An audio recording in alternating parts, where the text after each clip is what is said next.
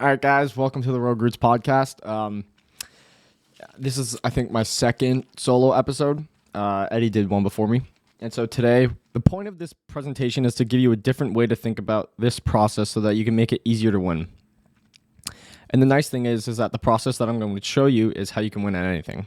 And it works for winning at health, relationships, advertising, sales, real estate, business, investing, or anything else where you have to do things to get stuff. Cool? All right, let's do it. All right, let's begin. How to win. So I'm going to cover 5 things.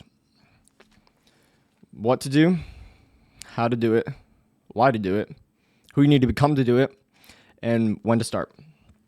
So let's begin. So let's start with number 1. Said simply, what you do need to do to win, aka to impress the future version of you. Yeah.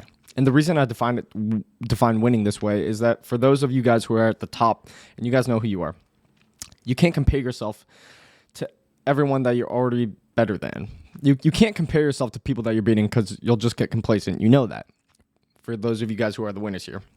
And for those of you guys who are on the climb, not at the top, you can only control what you can control. And you only know what that is. And so there might be advantages or disadvantages that you might have been born with.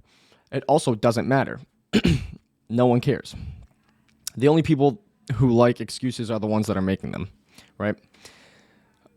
So let's start with an activity to prove to you that you already know what not to do. So this is a process that I call inversion thinking, and I use this a hilarious amount, probably too much. But I attribute this to Albert Einstein. He says, always invert when you have a tough problem. And so I use this as a very strong tool because it's easier for our brains to find problems and solutions. So an example of inversion thinking is simply, I just looked this up on Google. So to simply put it, inversion thinking means considering the opposite perspective. For example, when aiming for a goal, you would typically ask, how can I best achieve goal X? If you apply inversion, however, you would ask, what are the things that I could do to prevent myself from reaching goal X?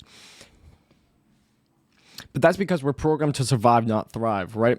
Our brains are programmed to find threats to make sure that we live to see another day, not so that we enjoy today. And so we actually have much stronger problem finding skills than solution finding. So what I want to do is use our threat finding brain for something good for once. And so here's the activity that I do. I like to imagine the least successful version of myself. So like a loser, whatever. What does that person do or not do to guarantee that I won't win? How do I guarantee that I lose, right? So for example, I could say impatient, doesn't show up on time, drugs, unprepared, whatever. These are probably some things that I can guarantee that I won't be successful. I could probably add some stuff to this list, but if you really think about this, this is genuinely the process when I want to get into a new endeavor or grow a business or whatever. How can I guarantee that I would lose? Like, in the fewest moves I can possibly make, what are the fewest things that I can do to absolutely guarantee that I would lose? And actually, the smaller the list that you can make, the more potent those things are. Like, if there's just one thing that you can do to guarantee that you lose, that usually becomes the North Star of how you win.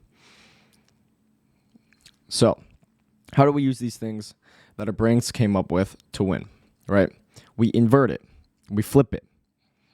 And so this is what that would look like. Impatient goes to patient. Showing up late goes to always being on time. Doing drugs goes to not doing drugs. And so simple shit, right? And so a lot of you guys already know how to win because you know how to lose. So flip it.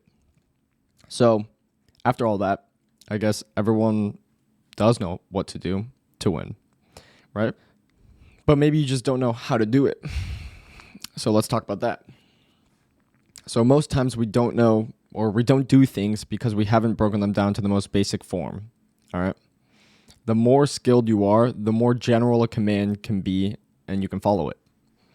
And so someone can go like, hey, do you want to JV on this company with me? And then be like, can you grow it? I'll be like, sure. Very general command. Can you grow this business? Sure. If you go to a toddler and say, grow this business, they'll be like, what does that mean? But the thing is, we're not so dissimilar from toddlers. It's just that our egos grew up, but not our abilities. And so you might say to the CEO, go advertise. The less skilled you are, the more broken down the command must be in order to follow it. So if I were to tell the toddler genuinely how to grow the business, it might start with hit the button, then wait until the light comes on, then click the blue circle, then type in facebook.com, hit enter, etc. So what's the difference? The level of detail in the instructions. And this is why two people can go through the same training or event and get wildly different results. Results come down to the number of skills the person has and the number of skills required to understand and execute. This is how learning happens. So skills for winner coming into an event or whatever, they might already know how to email market. They already know how to do whatever. The other person another person going into an event might be like, they don't have any skills and might not get anything out of it. Is it the event or the person? It's like requisites. Like in college, you have to have requisites to do something. You have to have formal skills to advance to the next level, like high school. You have to have a high school diploma to advance to the next level. And so if you're ever in a class or whatever, and you feel like you don't understand something, you might just not understand one simple part of the process in whatever. So just break the process down to a level that you literally cannot not understand, where you literally cannot fail, where you understand every step. This is the essence of good teaching and training, and learning how to learn will make you better at teaching yourself, and then by extension, your team, if you have a team or whatever like that. And so if you can learn it, it's a skill. And if it's a skill, you can teach it. Which is why I wholeheartedly reject the concept of people being born a certain way. They might have physical attributes that orient the environment to reinforce certain behaviors, but if they became that way, they were taught to be that way.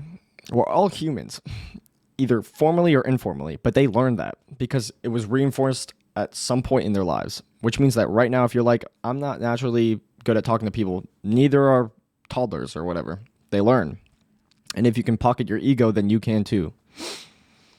Which means that these traits that everyone says the best are born with are simply buckets of smaller skills that we group together into a single larger term to save time when communicating. We don't say, hey, Johnny's such a good realtor because he smiles when everyone walks in the door. He remembers everyone's name. He changes his tonality when he speaks. He always addresses everyone inside and out when he enters and exits. We don't say that. We just say he's charismatic. But that shorthand in language is a source of confusion. And the thing is, we know how to teach toddlers, but it's also how adults learn. Our egos are just too sensitive to allow it. And so what I want you to do is operationalize the list of actions that we've figured out. We had the big list that we figured out, like before when we did the inversion thinking, we figured out all the things that we did that we came up with to lose and flipped it. And so flip those into how we can win. And we take those words like be patient, be whatever, always be on time. How do we operationalize that? How do we actually do that? Some of you guys might be saying, what does operationalize mean? It means explaining using actions or behaviors that you can see with your eyes. Someone being charismatic, I can't see with my eyes. Did they smile when they walked in the door? I can observe that. Did they call someone by their name? I can observe that. Did they, whatever, you can observe that. Note that it's not feelings in touch. It's not feelings, thoughts, intentions, or manifestations or anything like that. None of those things belong in instructions. Why? Because you have no idea what anyone else is thinking or feeling. All we know is that as a group, when people follow this process, more people buy or whatever. And that's all we need to know. We don't need to test the science of the psychology or whatever. We just know that if we greet people and shake them with our hand and we smile or whatever, and we follow up on a certain cadence, it works. That's it. That's all we need to know. And then do the process. And so that if we do these things, we get this outcome. And that makes learning and teaching a lot simpler. So here's the next how point. Binaries and continuums. If you are, it's not that you are not patient or impatient. And the reason that I emphasize this is because sometimes it feels unrealistic or not realistic to attain those traits or whatever. But it's not about being or not being it. It's the question is, how patient are you? Which means that it's not a binary, it's a continuum. Can I move myself slowly in this direction by taking actions? Right? Which makes every skill that you work on improvable. And so everything that we do to impress our future selves is another proof point that we act more times than not in this way. Until eventually we begin to describe ourselves as patient or detail-oriented or charismatic or whatever. And this allows us to see progress with these, quote, traits, which are really just buckets of larger skills that we do shorthand with so that we can communicate. And so now that we covered that, I can finally define 3 terms that I think will cement the how. Learning, intelligence, and confidence. So let's start with learning. Learning simply means same condition, new behavior. So the same thing happens, and then you respond differently. That's learning. So learning means same behavior or same condition, new behavior. So let's say for example, I were to raise my hand or whatever, and then slap you. You'd be like, wow, that sucked, or whatever. And then I were to raise my hand again and slap you again. You'd be like, wow, that sucked. And then I were to raise my hand again and try and slap you, and you ducked. There, that's learning. Same condition, new behavior. I raised my hand and I tried to slap you, but you ducked this time because you learned. Same condition, new behavior. If you're presented with the same situation and you do not change how you behave, you have not learned. So that's learning. Intelligence now. How fast you change what you do in the same situation. Intelligence is rate of learning, speed of learning. A smarter person might be, I raise my hand, slap them. I raise my hand and they duck. They change their behavior faster. They're smarter. And so that's intelligence, simply like the rate of learning, how quickly you change your behavior in the same conditions. And so I'm going to go over confidence now. What confidence is percentage likelihood that something happens. In statistics, it's a measurement. How confident are we that something happens? And confidence is domain specific. So you can be a confident investor, but a not so confident parent or whatever. So how do we increase our confidence percentage? With proof, right? Well, how do you create proof? You do it a lot of times. And how can you make sure you have a high percentage of likelihood that something comes out the way you want? You do it in the exact situation a lot of times because confidence is domain specific. There's some people who practice their speeches in the mirror, and when they do the speech, they freeze. And they're like, I practice those things, but you didn't practice it in front of a crowd. It becomes domain specific. You need to do it in front of a crowd. That's how you practice. You need to do it enough times that you get bored of it. That's how you become extremely confident, because you have undeniable proof you are who you say you are. Because you've done it so many times. So confidence comes from the past, not the present. If your plan requires luck, it's a bad plan. If you need to get lucky in order to win in this game, you will not win. And I'm saying the game of life. And so you can prepare, and you do that in the past before you need the skill. You dig the well before you're thirsty. All right. So now that we covered the what, that's the big list of things that you should be doing. And you can break it down into an operationalized little basic nugget of I can actually do this with the how. Let's talk about why you should do it, but aren't. So here's why you're probably... So where does motivation come from? I don't know, right? Childhood trauma, I didn't get hugged enough or whatever, right? Like, motivation comes from deprivation. So let me explain. So when are you motivated to eat, drink water, sleep, or whatever? When you are hungry, thirsty, and tired. That's when you're the most motivated. Have you ever finished a big meal and be like, man, I could go for another pizza? Probably not. Have you drank a big gallon of water and been like, I don't want any more fluids? Probably, because you're not deprived. And so when you're full, you don't want it anymore. After you finish Thanksgiving dinner or whatever, you're stuffed. You don't want to eat anymore. After you drink a bunch of water, you don't want any more, right? So what does this have to do with winning and making money or whatever? Because, so by this logic, wouldn't all poor people be motivated because they're deprived of money, right? That would make sense, right? But we know that's not the case because the people who make the most money are the ones that keep wanting to make more, right? So here's why. You know when you're tired, hungry, or thirsty, you perceive a gap. And your motivation is proportional to your deprivation, how much you don't have, right?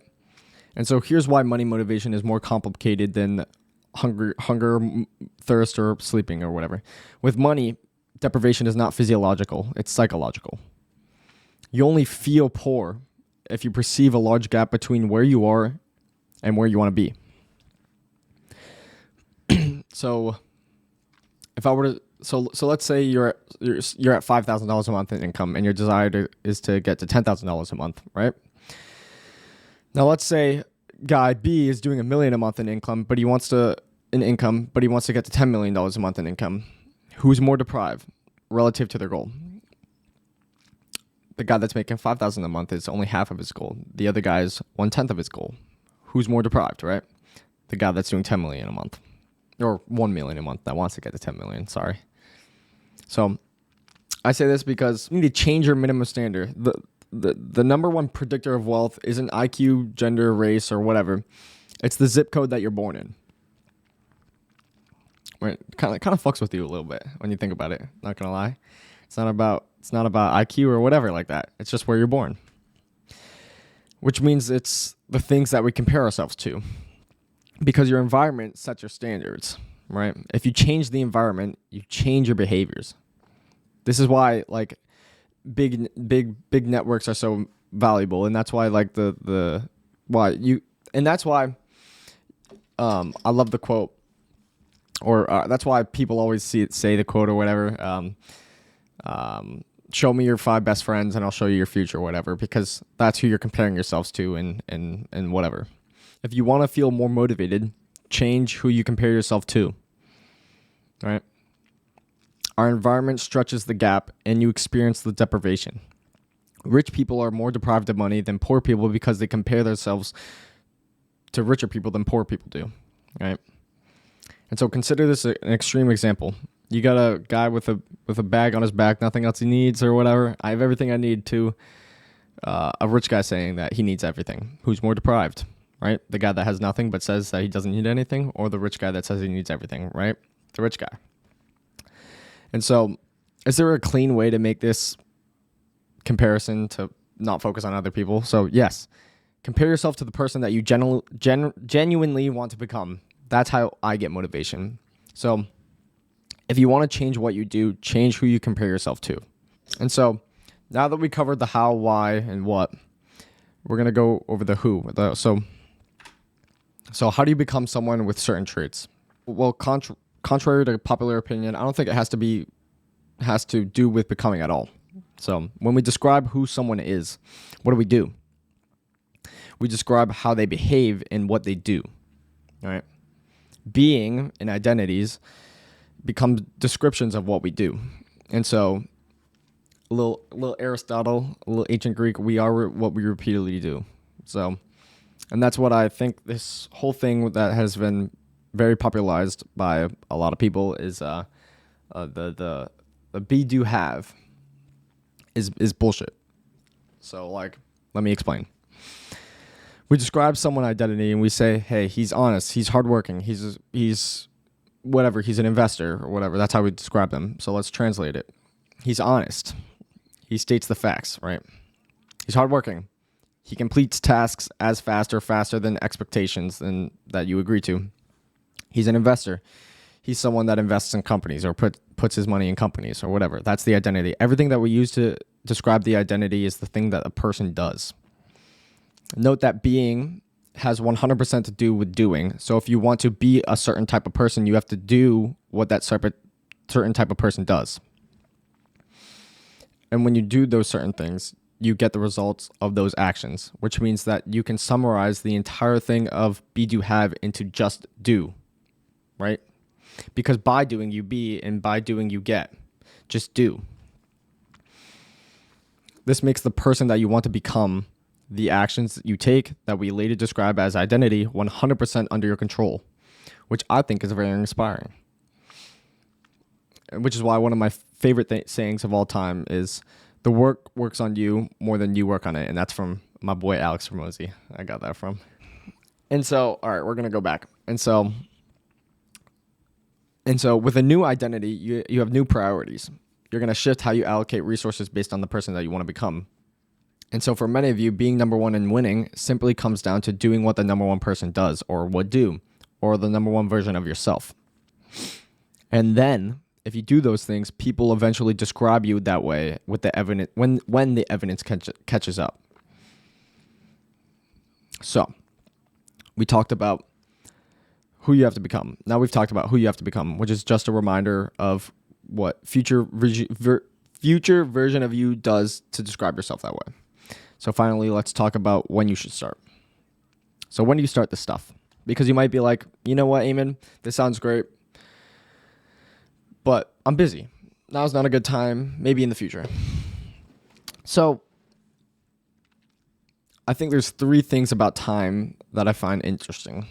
So you can have a reason not to do something because season-wise, economically, your timing in the season of your life isn't good.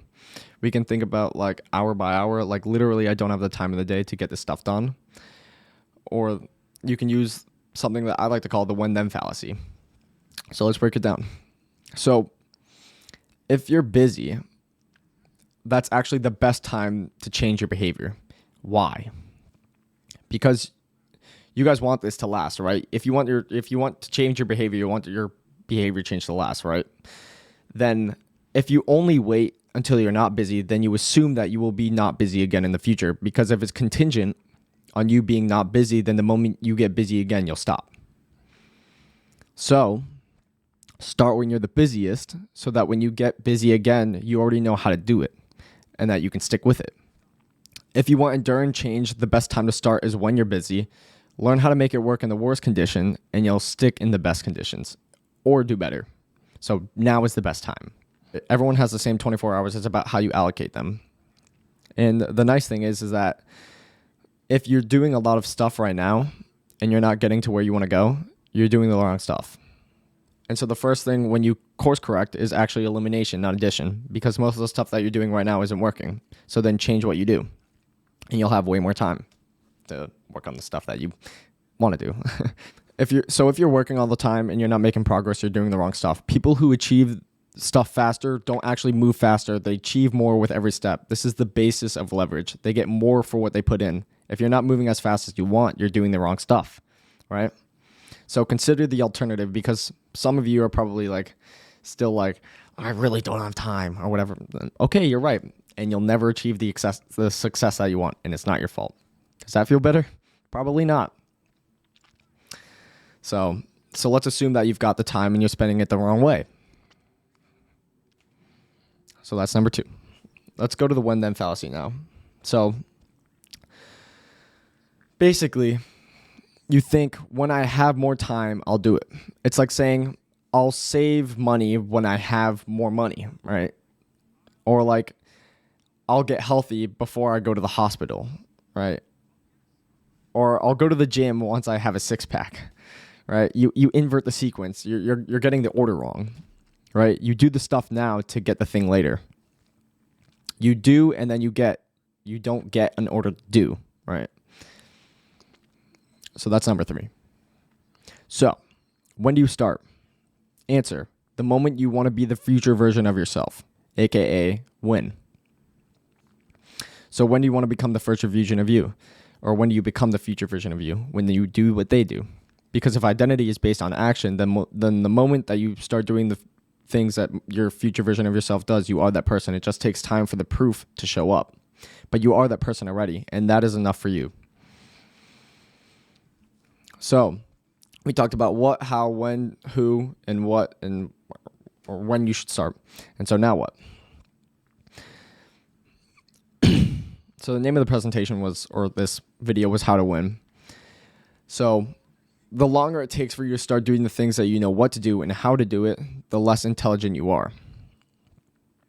And whenever you get stuck, break things down that you need to do into continually smaller chunks until you understand how to do them. So whenever you get stuck, just think, oh, there are terms or words here that I don't understand. I just need to break it down more. Don't let your ego get involved or whatever. Just break it down. So the reminder is, you guys know how to win better than I could ever tell you. So take the inverted list from earlier, write out the things that would guarantee you to lose, flip them to what to do to win, and then break down those terms into the action steps of what it takes to actually be that trait or have that skill. Traits are just skills, by the way.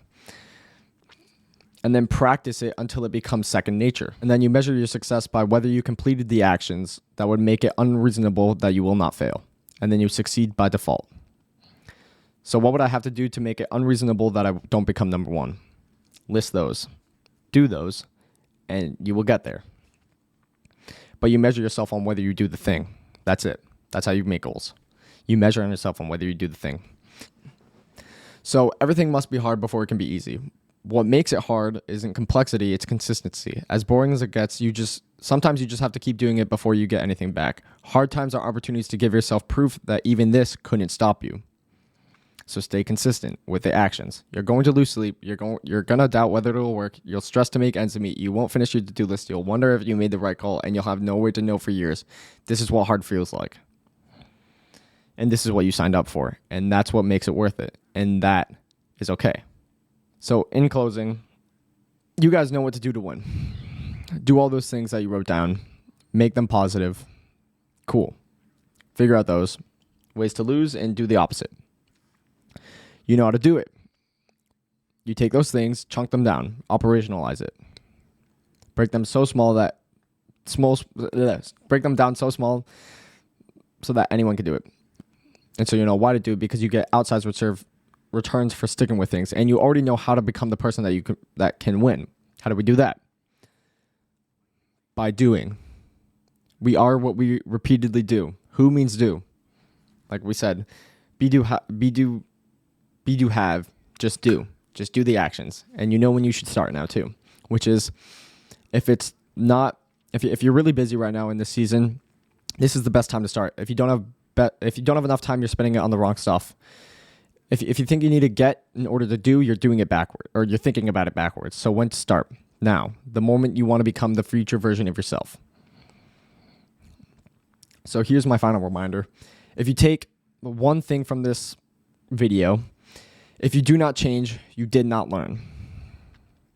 And everyone probably has things that they've written down from many of the self-improvement podcasts that they think about and not do anything about it. So I encourage you to make a list of things that you will do, and you go back to the same condition, the same home, same house, same whatever. You change your behavior, and that will show that you learned. And so now you're one step further than becoming the person that you ultimately want to be. All right. That's the video, guys. Thank you so much for listening. Like and subscribe, and we'll catch you on the next one.